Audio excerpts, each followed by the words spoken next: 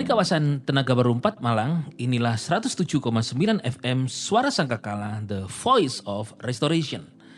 Ya, berjumpa lagi dengan Dufan atau Dunia Firman. Kali ini saya akan sharing tentang berhala dan penyembahan berhala. God's beloved, apa itu berhala? Berhala itu seringkali disebut dengan idol atau image. Berhala itu adalah pujaan yang dituhankan atau ilah. Jadi kalau idolatry itu pemujaan berhala atau pemberhalaan. Nah, kita tahu bahwa berhala itu ada dua, yaitu berhala yang kelihatan dan tidak kelihatan. Firman Tuhan dalam Keluaran pasal yang ke-20 ayat yang ke-3 dan 4, di sana firman Tuhan berkata tentang ada dua berhala yang kelihatan dan tak kelihatan itu di dalam hidup kita melalui hukum Taurat ini. Yaitu di ayat yang ketiga dikatakan begini, Keluaran 20 ayat 3. Jangan ada padamu ilah lain. Ilah itu berhala atau image gitu ya. Inilah yang disebut dengan pujaan itu lain di hadapanku. Oke, ini berhala ini tentunya adalah berhala yang tidak kelihatan ini. Karena ayat yang keempat berkata, jangan membuat bagimu patung berhala, graven image. Nah, berarti ada berhala yang kelihatan dan tidak kelihatan. Inilah dua jenis berhala yang Tuhan tidak mau ada di hadapan Dia dan Tuhan tidak mau itu ada di dalam hidup kita.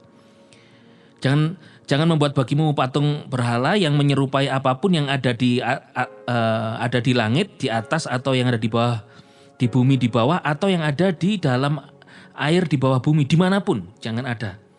Nah, dua-duanya ini berhala. Karena apa? Karena manusia memujanya. Manusia mengagungkannya, seperti mentuhankannya, mengandalkannya. Tuhan gak mau ada dua berhala ini, baik yang kelihatan dan tidak kelihatan. Nah, kalau yang kelihatan kan nampak ya saudara ya. Matahari, orang nyembah matahari memberhalakan patung kelihatan. Nah, ada berhala yang bahaya ini. Yaitu di Kolose 3 ayat yang kelima, matikanlah dalam dirimu keinginan duniawi, yaitu percabulan, kenajisan, hawa nafsu, keinginan jahat, keserakahan yang sama dengan penyembahan berhala. Jadi penyembahan berhala itu ternyata yang tidak kelihatan, yang ada di dalam hati kita itu yang pertama fornication. Fornication itu apa? Yaitu fornication itu persundalan atau persetubuhan orang di luar nikah. Jadi bukan pasangannya. Itu kenapa disebut dengan penyembahan berhala? Karena hatinya itu sedang memuja something di hatinya. Lalu carilah dia pasangan. Itu dia. Ada peristiwa ketika Yesus ketemu wanita di sumur. Yesus berkata bahwa kamu punya 5 suami. Nah, lalu wanita itu berkata benar. Nah, yang mereka semua bukan suamimu. Tapi setelah ngobrol itu di akhir pembicaraan Yesus mengarahkan pembicaraan ke penyembahan. Bapakku mencari penyembah yang benar. Engkau menyembah di gunung ini, tetapi nenek moyang kami menyembah Tuhan yang benar. Jadi pembicaraan tentang wanita itu punya 5 suami, Yesus bicara tentang ke arah penyembahan. Berarti wanita ini sedang ada berhala di hatinya, yaitu fornication ini. Hatinya sedang memuja sesuatu. Nggak tahu ini 5 suami ini yang satu mungkin dibutuhkan biologisnya saja, dibutuhkan uangnya saja, atau kekaguman gantengnya dia, kayak gigolonya gitu, atau apa. Tetapi Yesus berkata ini penyembahan berhala. Lalu dikatakan penyembahan berhala itu juga kenajisan atau uncleanness. Lalu inordinate affection itu kasih sayang yang berlebihan. Atau hawa nafsu kalau di dalam Alkitab kita. Itu kasih sayang berlebihan, mengandalkan orang tua, anak, istri lebih daripada Yesus di hati kita. Itu penyembahan berhala. Ini firman loh yang ngomong. Dan kemudian dikatakan juga ketamakan. Ketamakan itu tidak merasa puas dengan hasil yang sudah didapat. Gak pernah puas ngejar prestasi, ngejar jabatan, ngejar uang. Gak pernah puas. Itu penyembahan berhala loh saudara. Ini firman yang ngomong. Dikatakan ayat yang ke-6, hal-hal ini mendatangkan murka Elohim kepada mereka yang tidak percaya. Hari ini, saya dan saudara itu kita orang percaya. Karena di dalam diri kita ada Roh Kudus yang membuat kita percaya Yesus adalah Tuhan. Bagaimana cara Tuhan menyelamatkan kita dari penyembahan berhala? Dengan cara Kolose 3:17, Christ dwell in your heart. Kristus tinggal dalam hati kita. Tujuan Tuhan adalah Tuhan menolong kita untuk kita tidak memberhalakan apapun yang ada dalam hati kita. Di kitab Perjanjian Lama, saudara, ada ketika tabut perjanjian direbut Filistin, kemudian orang Filistin mendirikan patung Dagon. Patung itu roboh besok paginya karena di sebelahnya ada tabut perjanjian yang lambang dari kehadiran Tuhan.